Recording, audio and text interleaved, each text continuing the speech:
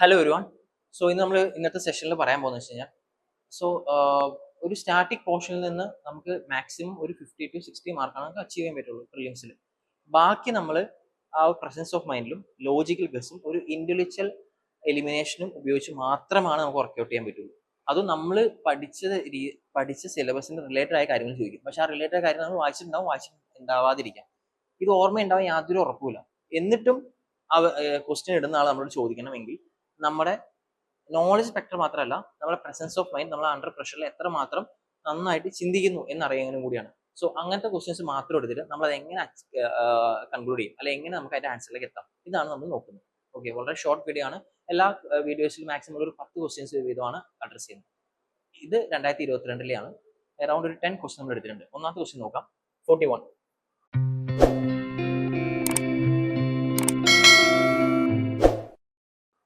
Climate Action Tracker. Climate Action Tracker, which monitor the emission reduction pledge of different countries, is Climate Action Tracker എന്നൊരു key കിട്ടാൻ തന്നിട്ട് ഇതിനകത്ത് ഏതാണ് അതിന്റെ pledge in different countries ചോദിച്ചിരിക്കുന്നത്. ഈ നാല് ഓപ്ഷനിൽ നിന്ന് ഏതാണ് ഏറ്റവും ആപ്റ്റ് ആയിട്ട് ക്ലൈമറ്റ് ആക്ഷൻ ട്രാക്കറിന് ഉപയോഗിക്കുന്നത്? നിങ്ങൾ വേറെ ഒന്നും ആലോചിക്കേണ്ട, ഇതിന്റെ സിമ്പിൾ ആൻസർ ആണ് ഇത്. ഓക്കെ, നിങ്ങൾ ഇത് ഫുള്ള് വായിച്ചില്ലെങ്കിൽ മനസ്സിലാവും. ഇതൊരു ഡേറ്റാബേസ് ആണ്. 2, ഇതൊരു വിങ് ആണ്. നെക്സ്റ്റ്, ഇതൊരു കമ്മിറ്റിയാണ്. എന്തിന്റെ അടിയിൽ? യുഎന്റെ അടിയിൽ. നെക്സ്റ്റ്, ഇതൊരു ഏജൻസി പ്രൊമോട്ട് ചെയ്യുന്നതാണ്. ഏത്? Financed by united nation, UN. ഇത് രണ്ടും UN ആണ്. ഇതെന്ന് പറയുന്ന ഒരു വിങ് ആണ്, ഇതൊരു ഡേറ്റാബേസ് ആണ്. നിങ്ങൾക്ക് എന്ത് തോന്നുന്നു? ഇത് രണ്ടും എന്താണ് വരില്ല, കാരണം സിമിലർ ആൻസർ ആണ്. രണ്ട് ആൻസർ ഒരു ക്വസ്റ്റ്യൻ ഉണ്ടാവില്ല, അത് നമുക്കറിയാം. ബാക്കിയുള്ളത് 50-50 ആണ്, A അല്ലെങ്കിൽ B. നിങ്ങൾ നോക്കിയാൽ ഡേറ്റാബേസ് ക്ലൈമറ്റ് ആക്ഷൻ ട്രാക്കർ. ഒരു കാര്യം ട്രാക്ക് ചെയ്യണമെങ്കിൽ, ഒരു കാര്യം മോണിറ്റർ ചെയ്യണമെങ്കിൽ നമുക്ക് ആദ്യം വേണ്ട ഡേറ്റാബേസ് ആണ്. ഇത്രേ ഉള്ളൂ, ഇത്രേ വേണ്ടു UPSCക്ക് എലിമിനേഷൻ ഉപയോഗിക്കുന്നവർക്ക്. Database created by the coalition of research organization. രണ്ടെന്താണ്? Wing of international panel of climate change. ഇതൊരു വിങ് ആണെന്നാണ് പറയുന്നത്. ഇതൊരു വിങ് ആണോ അതോ ക്ലൈമറ്റ് ആക്ഷൻ ട്രാക്കർ? ഇതൊരു ട്രാക്ക് ചെയ്യാനുള്ള സംവിധാനമാണ്. സ്വാഭാവികമായിട്ട് അതിനകത്ത് എന്താ വേണ്ടത്? ഡേറ്റാബേസ് ആണ്. A ആണ് ഇതിന്റെ ആൻസർ. ഇത്രേ ഉള്ളൂ, ഇത്രയും മതി. ഓക്കെ, കൂടുതലൊന്നും നിങ്ങൾ ആലോചിക്കാൻ നിൽക്കരുത്. ഏത്? എലിമിനേഷൻ ഉപയോഗിക്കുന്നത്. ഇവിടെ സ്റ്റാറ്റിക് പോർഷൻ അല്ല നിങ്ങൾക്ക് ആവശ്യം വേണ്ടത്, ഒരു പ്രസൻസ് ഓഫ് മൈൻഡും ഇതെങ്ങനെ ഇന്റലക്ച്വൽ ആയിട്ട് ഗസ് ചെയ്യാന്നുള്ളത്. Next, in the context of WHO air quality guidelines consider the following statement. 4 statement ഉണ്ട്. ഓക്കെ, എലിമിനേറ്റ് ചെയ്യാനുള്ള 4 ഓപ്ഷൻ ഉണ്ട്. നോക്കുക, അതിനകത്ത് ഏറ്റവും എളുപ്പത്തിൽ നമുക്ക് എലിമിനേറ്റ് ചെയ്യാൻ പറ്റുന്ന കാര്യങ്ങൾ ഏതാണ്, അല്ലെങ്കിൽ ഏറ്റവും എളുപ്പം ഇതിനകത്ത് ശരിയായി വരാൻ അല്ലെങ്കിൽ തെറ്റാവാനുള്ള ചാൻസ് ഏതാണ്? സപ്പോസ് ഇതിനകത്ത് 3rd സ്റ്റേറ്റ്മെന്റ് നോക്കാം. PM10 can penetrate the lungs barriers. അതുവരെ ഓക്കെയാണ്. ലങ്സിൽ PM10 പോസിബിൾ ആണ്. And enter the blood strain. നമുക്കറിയാം ബ്ലഡ് സ്ട്രെയിൻ വളരെ മൈന്യൂട്ട് ആയ കാര്യങ്ങളാണ്. അതിനകത്ത് കേട്ടണമെങ്കിൽ PM10 പറ്റില്ല. ഏത് PM2.5 ആണോ അത് അതിന് താഴെ ഒന്നും നമുക്ക് അറിയേണ്ട ആവശ്യമില്ല. പക്ഷെ PM10 ഇസ് നിയർലി ഇമ്പോസിബിൾ. അത് മാത്രം അറിഞ്ഞാൽ മതി. Okay, 1 ക്യാൻസലായി, C ക്യാൻസലായി. അതായത് 1 and 4 and 1 and 2. Next option 1 and 2. ഇവിടെയുള്ള ഓപ്ഷൻ ഉണ്ട്. 50-50 നമ്മൾ എത്തി. 1 and 4 or 1 and 2. രണ്ടിലും 1 ഉണ്ടെന്ന് മനസ്സിലായി. പിന്നെ ഉള്ളതാണ് 4 അല്ലെങ്കിൽ 2. In a year, highest level of ozone pollution occurred during the period of inclement weather. Too much factual ആണ്, too much detailing ആണ്. നമുക്കൊന്നും അറിയാതിരിക്കാം അല്ല അറിയില്ലായിരിക്കാം, അതവിടെ വെക്കാം. 4ാമത്തെ okay, excessive ozone in the air can trigger asthma. ഇത് നിങ്ങൾക്ക് അറിയാമായിരിക്കും. ആസ്മ ഉണ്ടാവാൻ കാരണമാണ് എക്സസീവ് ഓസോൺ. നമ്മൾ പലയിടത്തും കേട്ടിട്ടുണ്ട്, പല ന്യൂസ് ചാനലിലും കേട്ടിട്ടുണ്ട്, പല എഡിറ്റോറിയൽ നമ്മൾ വായിച്ചിട്ടുണ്ട്. ഇത് മതി. സി 1 and 4, B ആണ് ആൻസർ. ഇത് തെറ്റാവാൻ കാരണം എന്താണ്? ഭയങ്കര ഡീറ്റെയിൽഡിങ് ആയിട്ടാണ് ഈ ഫാക്ച്വൽ വന്നേക്കുന്നത്. 2 or 3 അധികം ഫാക്ച്വൽ ഡേറ്റ അതിനകത്തുണ്ട്. ഇത്രയും ഫാക്ച്വൽ ഡേറ്റ അറിഞ്ഞാൽ മാത്രമാണ് ചെയ്യാൻ പറ്റുള്ളൂ. ഇത് കമ്പാരിറ്റീവ്ലി ഇത് നോക്കുമ്പോൾ കുറച്ചുകൂടെ എളുപ്പമാണ് 4ാമത്തെ സ്റ്റേറ്റ്മെന്റ്. സോ 1 and 4 ആണ് answer.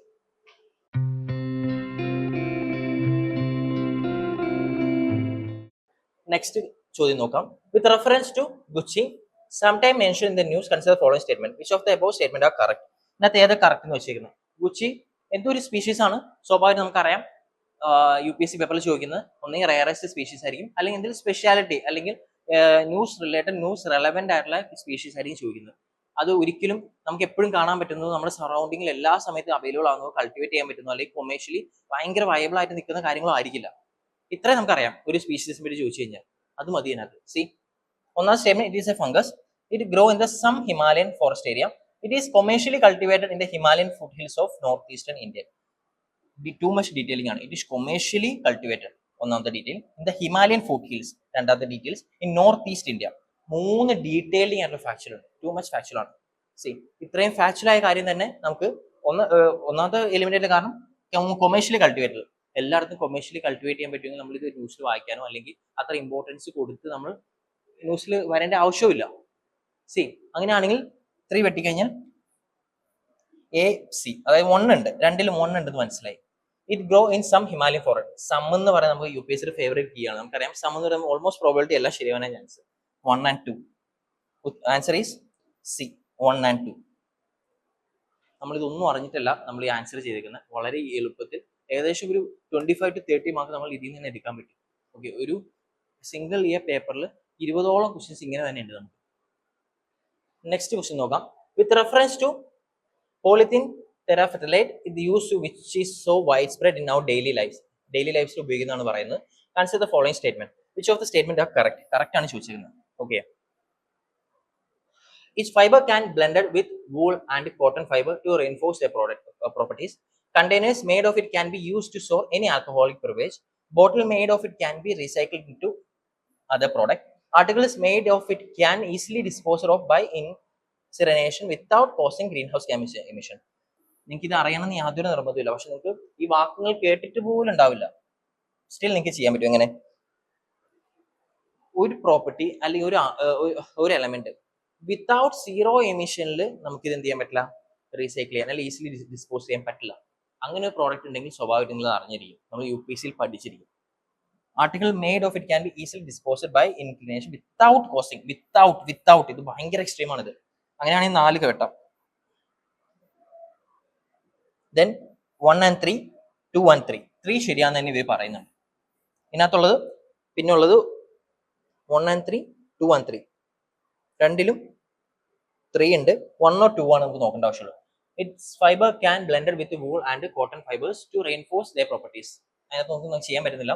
Containers made of it can be use to store any alcoholic beverage. Any alcoholic നമുക്കറിയാം UPSC ഒരു വർഷത്തെങ്കിലും ക്വസ്റ്റ്യൻ പേപ്പർ ചെയ്തിട്ടുണ്ടെങ്കിൽ അറിയാം എനി എന്ന് പറയുന്നത് ഭയങ്കര എക്സ്ട്രീം ആണ്. അത് നടക്കില്ല. കാരണം ഏതെങ്കിലും ഒരു ആൽക്കഹോളിക് ഇതിനകത്ത് സ്റ്റോർ ചെയ്യാൻ പറ്റിയില്ലെങ്കിൽ ഇത് തെറ്റാണ്. അങ്ങനെയാണെങ്കിൽ 2 തെറ്റാണ്. 1 and 3 ആണ് ആൻസർ. 1 and 3 എ ആണ് ആൻസർ. 1 and 3. നമ്മളിപ്പോൾ ഇത്രയും ചെയ്തതിൽ ഫുള്ളി ഫാക്ച്വൽ അറിഞ്ഞിട്ടല്ല നമ്മൾ ചെയ്തത്. നമ്മുടെ പ്രസൻസ് ഓഫ് മൈൻഡ് നമ്മളൊരു ഇന്റലക്ച്വൽ ഗസ്സിങ് നടത്തിയതാണ്. കാരണം UPSC എല്ലാ വർഷവും ഇത് റിപ്പീറ്റ് ചെയ്യും. നിങ്ങൾ പഠിച്ചത് കൊണ്ട് മാത്രം കട്ട് ഓഫ് ക്രോസ് ചെയ്യാൻ ഇത് ഇമ്പോസിബിൾ ആണിത്. കാരണം അവർക്കറിയാം പഠിച്ചതിൽ നിന്ന് ഒരു 50 to 60 മാർക്കും ബാക്കി എഡ്ജ് നിങ്ങൾ എങ്ങനെ ഉണ്ടാക്കിയെടുക്കുന്നുള്ളത് ആ ഒരു പ്രസൻസ് ഓഫ് മൈൻഡും ആ അണ്ടർ അത്രയും ഹൈ പ്രഷറിലും എക്സാം ഓറിയന്റഡ് നടത്തുമ്പോൾ നിങ്ങൾ എങ്ങനെ ചിന്തിക്കുന്നു അടിസ്ഥാനത്തിലാണ്. അത് വളരെ സിമ്പിളായി ലോജിക്കലായി റാഷണലായിട്ട് ഓവർ തിങ്ക് ചെയ്യാതെ നിങ്ങൾ ഹാൻഡിൽ ചെയ്യാൻ പറ്റും. നിങ്ങൾക്ക് ഈസി ആയിട്ട് മാർക്ക് സ്കോർ ചെയ്യാൻ പറ്റും. Next, India does not import apple from United State of America. Second, in India the law prohibits the import of genetically modified food without the approval of competent authority. നിങ്ങൾക്ക് നോക്കി അറിയാം, ഇതിനകത്ത് ഏതെങ്കിലും ഒരു statement തെറ്റാണ് നമ്മൾ പ്രൂവ് ചെയ്യാൻ പറ്റിക്കഴിഞ്ഞാൽ ആൻസർ അപ്പം തന്നെ കിട്ടും. ഫസ്റ്റ് സ്റ്റേറ്റ്മെന്റ് നോക്കി, India does not import apple from United State of America. ഒരു ആപ്പിൾ പോലും നമ്മൾ ഇമ്പോർട്ട് ചെയ്യുന്നില്ല എന്നാണ് പറയുന്നത്. എന്തൊരു എക്സ്ട്രീം ആണത്. ഇത്രയും ജിയോഗ്രഫിക്കലി വാസ്റ്റ് ആയിട്ടുള്ള ഇന്ത്യയിൽ ഒരു ആപ്പിൾ പോലും, ഒരു സംസ്ഥാനം പോലും, ഒരു കമ്പനി പോലും ഇമ്പോർട്ട് ചെയ്യുന്നില്ല. എനിക്ക് തോന്നുന്നില്ല ഇത്രയും ഇമ്പോസിബിൾ ആയിട്ടുള്ള സ്റ്റേറ്റ്മെന്റ് ആണെന്ന്. ഇത് അറിയണമെങ്കിൽ നമുക്ക് അത്രയും ഡേറ്റ നമ്മുടെ കയ്യിൽ വേണം. 1 തെറ്റാണ്. 1 തെറ്റായി തന്നെ ഉത്തരം എന്തായി? D. Statement 1 is incorrect, statement 2 is correct. ഏകദേശം 5 or 6 ക്വസ്റ്റ്യൻ നമ്മൾ ഇപ്പൊ തന്നെ സോൾവ് ചെയ്തു. ഓക്കെ, അറൌണ്ട് ഒരു 10 to 12 മാർക്ക് ഇപ്പൊ തന്നെ ഫിക്സ് ചെയ്തു. ഏത്? ഒരു ഡേറ്റ ഇല്ലാതെ നമ്മൾ ബേസിക് സ്റ്റാറ്റിക് പോർഷൻ വെച്ച് ബാക്കി നമ്മൾ പ്രസൻസ് ഓഫ് മൈൻഡും ഇന്റലക്ച്വൽ എലിമിനേഷൻ കൊണ്ട് മാത്രം. ഇതിനെയാണ് നമ്മൾ എന്ത് പറയുന്നത്, പ്രിലിംസിൽ ക്രോസ് ചെയ്യാൻ, അതായത് കട്ട് ഓഫ് ക്രോസ് ചെയ്യാൻ പ്രസൻസ് ഓഫ് മൈൻഡ് വേണം. പ്രസൻസ് ഓഫ് മൈൻഡ് ഉള്ളത് ആ എക്സാം ടൈമിൽ നിങ്ങൾ എങ്ങനെ ചിന്തിക്കുന്നു, എത്ര കാമായി നിൽക്കുന്നു, എത്ര പീസ് ഓഫ് മൈൻഡിൽ നിൽക്കുന്നു, അത് ഉപയോഗിച്ച് അവർ തന്നിരിക്കുന്ന ഡേറ്റ ഈവൻ ദോ നമുക്ക് അറിയില്ല എന്ന് അവർക്ക് തന്നെ അറിയാം. അങ്ങനെ ഒരു ക്വസ്റ്റ്യൻ ചോദിച്ചിട്ടുണ്ടെങ്കിൽ സ്വാഭാവികമായിട്ടും അതിനകത്ത് എന്തുണ്ട്, ഒരു വൈഡ് സ്കോപ്പ് ഓഫ് എലിമിനേഷൻ ഉണ്ട്. അത് പ്രോപ്പറായിട്ട് യൂട്ടിലൈസ് ചെയ്യാം. സോ ഒരു നെക്സ്റ്റ് വീഡിയോ ആയിട്ട് വരുന്നവരെ താങ്ക് യു.